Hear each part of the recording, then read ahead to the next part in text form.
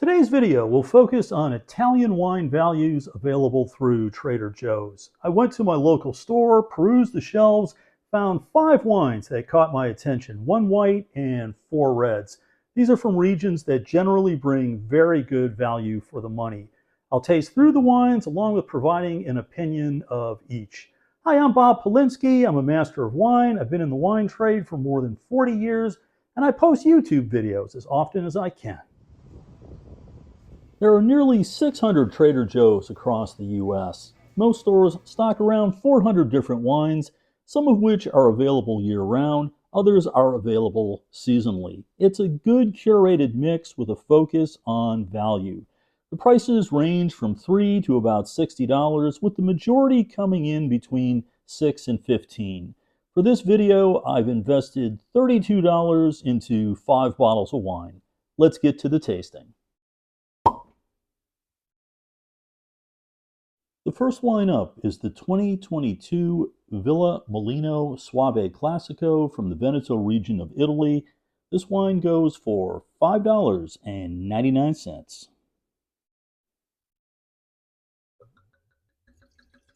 The color is pale with a slight greenish appearance, exactly as expected for this sort of wine. So just a quick comment on the packaging for this wine. They've opted to use a cork. Very basic, cheapy cork, seems to have done the job just fine. My preference would be a screw cap. This is the type of wine that is not meant to have any longevity to it. 2, maybe 3 years from the vintage at the very most. This being a 22, really best to consume this over the next few months. Screw cap helps to preserve the wine. Now, this is a Classico, and what that ties back to is more the historical sites within the region, bit more elevation, generally a little lower yield as well, which oftentimes can help to improve the quality. The aroma on this is all primary fruit. It's pear, honeydew. There's a little bit of a tarragon aroma to it as well. Moderate intensity. There's no alcoholic burn at all. I mean, it's fresh, bright, really clean. It has that bright fruity characteristic to it. On the palate, all those bright fruit characters follow through. Again, that melon pear note to it. There is a little bit of that herbal characteristic to it as well. This wine is definitely all out of stainless steel. This did not see any oak. I mean, this did not even kiss a toothpick. So that stainless steel helps to preserve the freshness and the vitality of the wine. Fairly low in alcohol. It's around 12%, but it's very soft. Decent length on the palate. I mean, for a very basic, clean style wine, this is actually made quite well. If you're a fan of Pinot Grigio, if you like some Sauvignon Blancs, maybe want something a little bit more tapped down than what you'll find with some of the New Zealand Sauvignon Blanc, this would be a good choice. You want to serve this chilled and definitely drink this 22 vintage over the next few months. The second wine is the 2022 Villa Cerrino Montepulciano di Abruzzo for $5.99. This wine has a moderate depth of color, purple-red appearance with a bit of fade at the edge of the glass. So when I spotted this wine on the shelf, I had to pick it out. I love Montepulciano di Abruzzo. A little bit nostalgic, I would say, and I'll get to that in just a moment. But Montepulciano being the grape variety, Abruzzo is the region, central Italy. This is about a 3-hour drive east of Rome, up against the Adriatic. It's a place that's going under tremendous change in recent years. All the steps to move up to a more premium level are playing out. But the history and very much the current business is based on the cooperatives. These are wines where I think back 30, 40 years ago, if I just had a few dollars in my pocket, this is what I looked for. Now, the wine in my glass is from a cooperative, and it's the core of what's produced in the region as of today. It's essentially many small growers that pool their fruit sources together, and the fruit is then fed into one central co-op that then produces wine and sells it all around the world. The character of this wine, the aroma, this smells quite good. It has a Morello cherry character. It's those little dark tart cherries.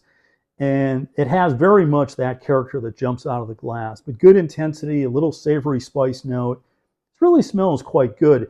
And sometimes with wines coming out of these cooperatives, they can be an underlying green element where the fruit may be ripe in terms of sugar level, but it's not ripe in terms of the phenolics. And the wines can be kind of green and vegetal. This doesn't have any of that character. So based on the aroma, I'm actually quite hopeful this is going to turn out. On the palate, quite weighty, 13% alcohol, which is quite typical in this region, sometimes a bit higher, but very smooth, round, soft tannins, just moderate acidity. Really nice. I mean, the wine has good structure to it.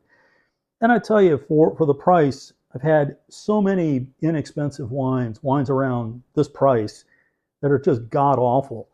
This is a solid, well-made glass of wine. It's fermented completely dry. There's some nice structure to it.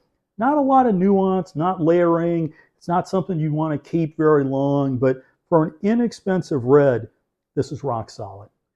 If you've subscribed to my channel, thank you very much. If you haven't done so, please consider doing it right now. Also hit the like button and definitely hit the notification bell. That way you'll be kept up to speed on all things happening here. Wine number 3 is the 2021 Epicuro Primitivo from Puglia for $5.99. The color here is a bit deeper than the previous wine. It's denser at the core with a bit of fade at the edge of the glass. With this wine, we are off to Puglia. This is down in the southern part of Italy. If we continued from Abruzzo along the Adriatic coast south, eventually we would end up here, which is the heel of the boot in Italy. Primitivo is very broadly grown in this area, a number of other places in southern Italy and Sicily as well. There is a connection to this grape variety that links back to Croatia, along with Zinfandel in California as well. It's a bit of an odd grape variety. It's one that does not ripen evenly. And if you were ever out in a vineyard around harvest time, you'll find some grape clusters that are perfectly ripe, others that are a little raisiny, the grape skins are a little bit shriveled. You can find some others that are actually still a bit green, all on the same vines. This is a part of Italy that tends to be very warm, and some of the wines can show a stewed fruit or a prune-like character. For me, I'm not crazy about that, but when the wine is on, it can really be very good. So I'm curious to see what's happening here. This has some red fruit. There's a spice note, a little peppery character. There is some elevated alcohol. See, the back label shows 14%. My guess is it would have been higher. There is some alcoholic heat here. On the palate, there's some good weight. It doesn't have any of that stewed or prune character. It's more red fruit, but there's an underlying underripe characteristic. There's a bit of a vegetal note, a little lean, mean, green on the palate. Not words that are really associated with something that's all that enjoyable. I think there's better examples out there, and enough said on this wine. The fourth wine is the 2019 1967 red blend from Tuscany for, you guessed it, $5.99. This wine is moderately deep in color with considerable fade at the edge of the glass. It's showing signs of age. And now for the last two wines, both of which are from Tuscany. This is a 2019 vintage, so it does have a little bit of bottle age to it. It's made from Sangiovese, 85%, with 10% Cabernet Sauvignon and 5% Syrah. The aroma has some of that tart cherry characteristic that's very common with Sangiovese. There's also a little bit of a mushroomy soy sauce characteristic that's very common with some wines that have some bottle age. So this has a bit of that tertiary note. On the palate, medium-bodied, very soft, decent length, not a lot of nuance or layering to this wine. I wonder why this is a 2019. I think something a little fresher, brighter, it showed a little primary fruit character, would probably show better. But this is a decent glass of wine. There's nothing off-putting about this. And for the minimal cost, it's actually quite solid. I think there's an underlying story to this that I don't know, but this is a decent glass of wine. And the fifth and final wine is the 2019 Fior di Vino Chianti Classico Riserva from Tuscany. This is the splurge in today's video at $7.99. This wine is moderately deep at the core, showing a good amount of fade at the edge of the glass, very much in line for this sort of wine. So at this point, it's on to the fifth and final wine. Up to this point, everything has been $6 a bottle. This one has a $2 premium. Searching for value here today. This is the Chianti Classico Riserva 2019. This wine has spent a couple of years in wood, and it's quite obvious when you look at the color of this. There's a fair amount of fade as you get out to the edge of the glass, and at the rim, there's actually a slight amber tone as well. The aroma, it has that tart cherry characteristic, which is very typical with Sangiovese-based wines. There's also a bit of a leathery note and something that reminds me of black olive tapenade. Interesting aromatics, but has those characteristics that are very much in line with a wine that has some bottle maturity. On the palate, decent weight, very soft, good length. Not a lot of range. I mean, it's really quite narrowly focused on the palate, but there's nothing about this that's off-putting. I think the wine is actually made quite well. It's solid. It's certainly fully mature. This is not something that I would suggest you keep for any length of time.